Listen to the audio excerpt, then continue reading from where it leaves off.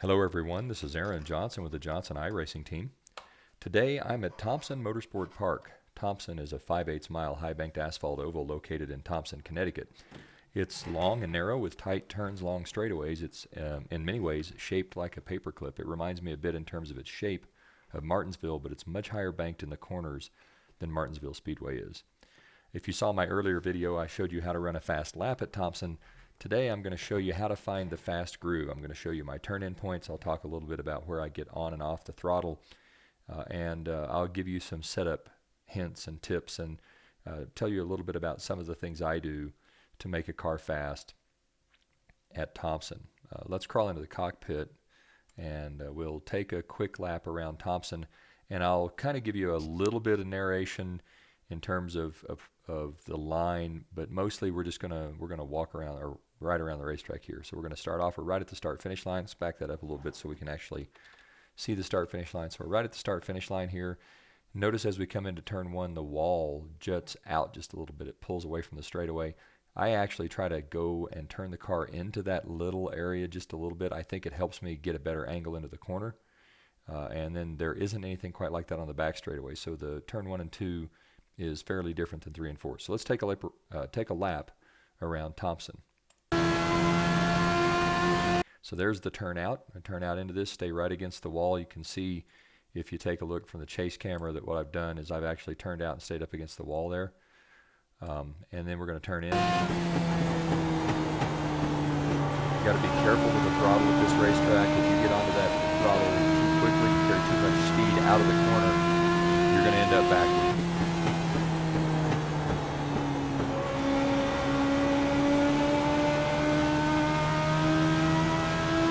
So there's a quick lap around Thompson. Thompson averages, if you can get down to 22.1, that was a 22.120, you're going to be very competitive. If you're going to try to win the top split, you need to be able to run into the 21.9s. And really on a cool track like today, maybe even into the 21.8s. Competitive lap though, if you're one of those guys right now like I was, it's down in split 5 and you're struggling a little bit, if you can get that car to consistently run 22.1, 22.2, you're going to win some races, you're going to pull that I rating up, and you're going to make your way out of those lower splits and into that top split, which is our goal with this How to Run in the Top Split series. Okay, so let's go ahead and go through this in terms of looking for marks, right? What are my marks? How do I turn in? Where do I get off the throttle? So I'm going to go ahead and come up here to the edge of the corner. We're going to push play, and we're going to make our way in. So the wall is beginning its turn out right here, and I'm just going to follow it. If you watch my hands, you'll see I turn to the right just a little bit. Notice that right here. I turn to the right so I can follow the wall. I'm going to follow the wall until I get to this line, which is a concrete line in the wall right here. You can barely see it, and that's where I start my turn. I start it as soon as I can really get where I can see that line. It's about even with the nose of the car. It's this vertical line right here. I think this is in the background, like a piece of the wall in the background that jets up behind it, but it makes for a pretty good marker that's easy to see. I start my turn just as I get there, and I want to be engaged. I want to be committed by the time I get to this opening. So when this opening starts to flash by my right side A-pillar, I better be committed. Right? So I'm starting my turn now, and you can see I'm committed pretty well about the time this opening gets past my A-pillar. What I'm aiming for is these white lane markers. This one's too close, so I'm going to probably be aiming for this second lane marker out here, and that's going to tell me that I've got the right spot in the corner. So as I come through, I'm putting a fair amount of wheel in it. I'm going to try to get 2 wheels onto that white lane marker that marks the outside lane. There's a patch down here as well, and you can aim to get a couple of wheels on that. That can be a little too low, especially on cold tires. You start turning down that low and you'll spin the car, but on a good lap, you might be able to get down there as well. So I'm going to come down into the corner, and I'm aiming for this white line. So we'll go back out to the chase cam. We can see just how close I'm going to get to it. We'll use the far chase here. And so I was a little high coming into the corner for this lap. Still not bad. I'd rather been another wheel width down so that I have my left side wheels right on that white lane divider. I'm also going to be aiming for that one as well. And didn't quite get there. Now, about the time you get to this second lane marker, the car is going to slip up the racetrack just a little bit. We'll get back in the cockpit. The car is going to slip up the racetrack just a little bit, and you're going to let it slip up. If you try to turn it down, you can see this. You can see it slide up right there. Let's back it up. If you try to turn it down, put too much wheel in it, if you've got a setup that's fairly loose, you can end up putting yourself in a position to spin the car. And if it's fairly tight, as you turn the wheels, you'll just heat up the right front, and you're going to make your tight condition even worse. So I kind of just let the car drift. And then after it feels like it's settling down a little, you can see it's trying to settle down. Then I put a little more wheel in it, and I also start to roll back into the throttle. Let's back up and watch that sequence again. So we're going to let the car come in. We're going to try to get 2 wheels on that white line. We're going to try to stay on this one, but the car is going to start to slip, and we're just going to let it slip.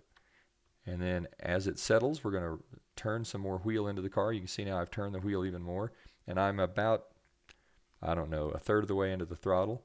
I'm going to roll back into the throttle, and I'm going to aim to go kind of between this white mark and the asphalt. Although, you know, again, this is about feeling the car. So if the car feels like it needs to go lower to be stable, you may go lower. If the car feels like it needs to be higher to be stable, you may be higher. If you come out high enough, you're going to have to ease off the throttle, or you're going to bounce off this wall. And at Thompson, when you bounce off the wall coming out of the turn, 9 times out of 10, it's going to throw you across the racetrack and down here into the infield. So I'm going to let the car turn down. I'm aiming for this white line right here. We'll see how I've done. With a little luck, I'd be just inside the white line there. But I'm right on it, and that's okay. And we're also going to aim for that white line. So the white lane divider lines are kind of your marks that you're really going to want to follow. So we're going to try to hit this one as well. And then we're going to let the car start to work its way out. And that means probably running over this lane divider line as well. So those are really our markers. And you'll see coming out of turn 2, we're just a little bit higher than we have been in the past. So we're about a tire width wide. Okay. Now back into the cockpit. Sorry about that. And we want to come out of turn number 2 and be right against the wall. All right, so that's pretty close to the wall coming out of turn 2. If we take a look at the chase cam, I'm actually up into the dirt and the marble, so may even be just a little bit high. You kind of want to be right on this outside white line, or what's left of it, because up in here you're going to pick up dirt and trash. And if you're in a league where they're not sweeping the marbles, that's a good way to pick stuff up and get it on your tires. We go back into the cockpit, down the back straightaway. And the back straightaway, there isn't really a jut out in the wall like there was on the front straightaway. So the marker that I'm looking for here is I'm looking for the NASCAR sign that's painted on the wall right here. And when I get to that NASCAR sign, I'm going to start my turn in. And I usually start just as the NASCAR sign gets to the nose of my car. I'm going to start my turn in. I'm going to be aiming for this white lane divider right here. So there the NASCAR sign went by. You can see that I'm into my turn. You can see that I started it. We'll back it up. You can see I started it just as it gets to the A-pillar, just as it gets to the center of the hood. I'm going to turn in, and I'm going to try to get 2 wheels onto this lane divider. May even try to get a little bit below it as I come in. So we're going to follow that around. There's the lane divider coming toward me. I'm going to try to get 2 wheels right on it. We'll see how I did here with my chase camera. And pretty close to this one. So I've got my 2 wheels right on the lane divider. That's what I want. I'm also going to try then to get these 2 wheels maybe just to touch the asphalt here, and I'm going to maybe try to be a little bit lower in 3 and 4 than I was in 1 and 2. So we go back into the cockpit. We'll follow this line around. We'll just use the slow-mo button. You can see that I'm lower here. I've got a couple wheels on that piece of pavement, on that asphalt patch. But again, right in the center of the corner, the car is going to slip up just a little bit, and I'm going to go ahead and let it slip up. I'm not going to turn the wheel extra until I feel the car settle. And once I feel the car settle, then I'm going to roll back into the throttle. I'm rolling into the throttle here. I'm a little past halfway through the corner. I'm going to try to keep my wheels where I'm going to be right on this white lane divider. And the car is actually going to want to turn down coming out of 4. It seems to want to do that a lot with the setup that I run. And I think in a lot of cases that helps me out in terms of getting out of the corner. So the car is going to want to turn down just a little bit, and I'm going to let it. And stay right on that patch again, 2 wheels on that patched area, and we can see that in the chase camera here. We're right up against the patch, and then we're going to let the car drift out of 4 back out onto the front straightaway. So stay on that patch, then drift out and come out onto the front straightaway, get right back up against the wall, and you've run a lap around Thompson. So let's take a look at the chase camera. Much better this time. I'm not quite so high that I'm up into the dirt and the crud. So that's a lap around Thompson, and it shows kind of where I get on and off the throttle. So that's the line. Let's take a look at throttle position this time. So here we are. This is our lap, 21.952. So that's a couple 21.9s in a row. I'd be very happy with that. I'm going to steer out again right here in this little area where the wall juts outward, and then I'm going to run my way through the corner. And this time we'll watch throttle. So we get back in the cockpit. I'm going to go ahead and press the play button to get a little closer. So there's the turnout. You'll be able to see I turn the wheel to the outside just a little bit, and that allows me to stay right up against the wall. I'm still on the throttle hard, and I stay on the throttle until I begin my turn. I don't use any brake at Thompson, so there may be some drivers out there that do, and shoot, they're probably faster than I am, some of them. But I don't use any brake at Thompson. I start to let off the throttle just as I get to this opening, but I really don't let all the way off of it until I've really committed to the turn. And once I'm committed, then I go ahead and drop off the throttle quickly. I don't just completely let off all at once, but I do roll out pretty quick. So it's not as subtle as it could be at some other tracks.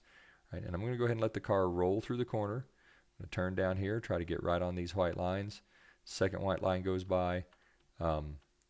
The car is going to push up just a little bit, and just as it starts to push up is when I'm going to start to get back on the throttle just a little, and then I'm going to put some more wheel in the car. I'm going to roll into the throttle some more. You can see here that I'm not giving it a ton of throttle. Let's back that up. All right, so we'll watch this again. We come into the corner. We hit lane marker 1. That's right here. We hit lane marker 2, that's right here. That's usually about when I'll start to think about picking up the throttle just a little. So I pick up a little throttle, the car pushes out a little. And then as the car stabilizes, you can see it pushed, but now it's stabilized. You can kind of tell that by watching the distance between this patch and the edge of your hood.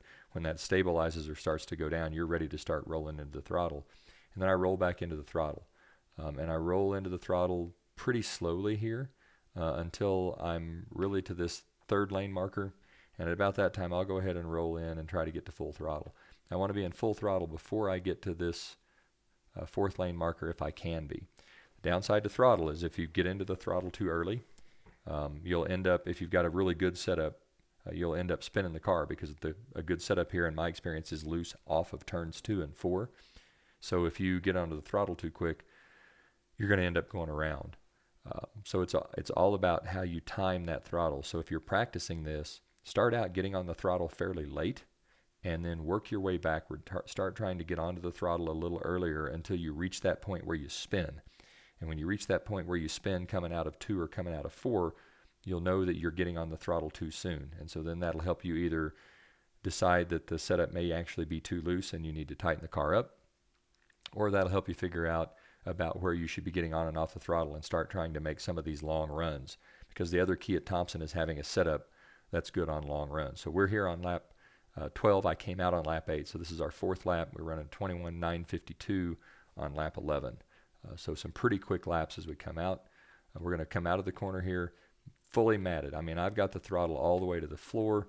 Car in front of me is going to spin because he or she didn't manage the throttle as well through the corner. So I'm coming out here. I'm going to come right up against the wall again. This is kind of one of the marks that I watch for. I really kind of want to be straightening the wheel up by the time I see this mark in the wall. That's a pretty good indicator that I've gotten out of the corner well. Right? So I'm straightening the wheel up. I am matted wide open down the back straightaway. And I'm watching for, after the star in Thompson, the next thing I look for is this NASCAR sign. So that's going to be my next turn-in point. We're going to start our turn right here. Same thing. I'm off the throttle pretty quickly. I roll out, but I roll out pretty fast. It's probably pretty close to just turning the throttle off if you can. I'm going to aim for this first lane divider. I was a little lower in this time. This is actually probably going to be a little better lap if I can hold it. So I'm a little lower in. I get well down onto the asphalt in this corner. You can kind of see that by looking at the chase camera, that I'm a third, maybe a quarter of the car into the asphalt patch. If I get too low, it's going to make me push really hard in the middle of the corner, and I'm going to have to work to get the car to turn. So this is kind of a balancing act. And you can see the car pushing up. It pushes up to where I get 2 wheels right on that line, but it kind of sticks. And you'll notice that I'm back into the throttle. So as that car pushes up, I'm going to roll into the throttle a little bit and hope that I can get that car to stick. I'm going to turn the wheel down. I'm going to follow that lane divider as well, and then try to run over this one. So how many lane dividers was that? Let's count them, because if you can count, you can race this track, I think. So we come in. Let's go all the way through the corner one more time. We come in, we're off the throttle, we hit lane marker 1, under lane marker 2, pushes up at lane marker 3, steer down at lane marker 4, try to hit lane marker 5 on your way out, and then let the car start to drift out. What I'm watching for here, I'm watching for this light fixture and this little mark right here on the back wall. I want to be straightened up about the time those guys are out of my view. So really, this is going to disappear, and I'm going to be able to see this sort of light or radio pole. I want to be straightening up as this disappears and this radio pole comes to my car, right? So the wheel is going to be straight, coming out, and now I'm down the front straightaway. Right, so that's a lap at Thompson. That was a 9:49, so also a pretty quick lap. So let's run a couple of laps here, and I'll just kind of talk through throttle and corner.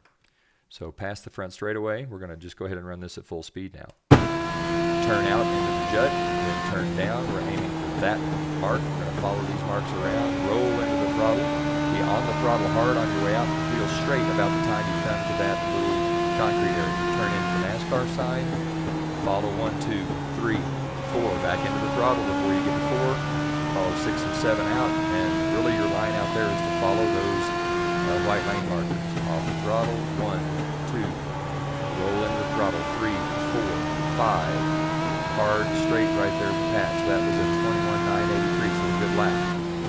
Right, down in one more time. Let the car kind of turn in the middle of the corner there. On the throttle hard, back out to the front straightaway. That's a 21.936.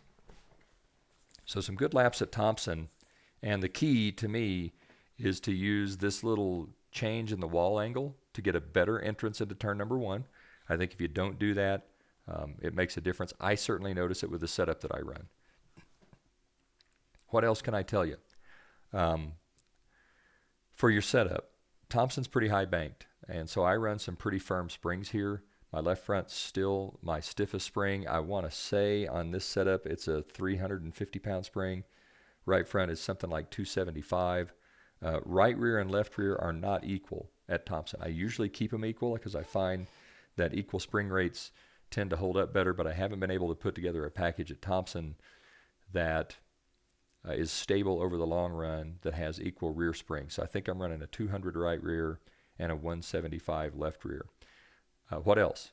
These little cars like low tire pressures. Your left side should be 10, your right side should be probably 13, certainly no higher than 14. You can get away with running 12 in the right front. And so if you run 12 in the right front, 13 in the right rear, that's going to loosen the car just a little bit. So if you're having a bit of a tight condition, you could drop that right front tire pressure to loosen the car up. I run a pretty good split in the caster here. I think about a 2 or 2.5 degree split. I think my right front is at 5.9 positive and my left front's at 3.9 positive. But you can run a pretty good split in the caster there as well. And I think at Thompson, you're going to want the left front to be your lowest ride height on the car. You're going to want the right rear to be the highest ride height. And you're going to want the right front and the left rear to be in between those two, fairly close to equal if you can get them there. But it's not as important that the ride heights be equal on the right front and left rear as it is that you get through the corner well over a long series of laps.